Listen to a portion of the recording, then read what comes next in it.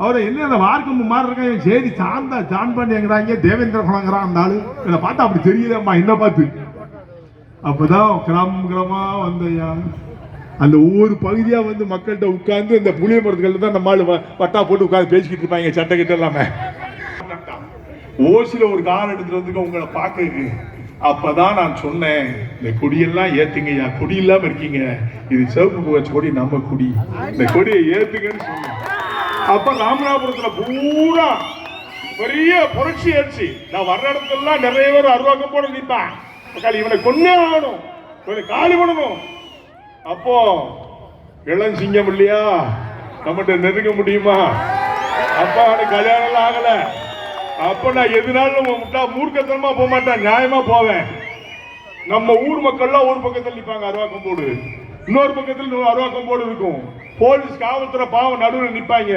நான் ஒவ்வொரு ஊரா கொடியேற்றி வருவேன்.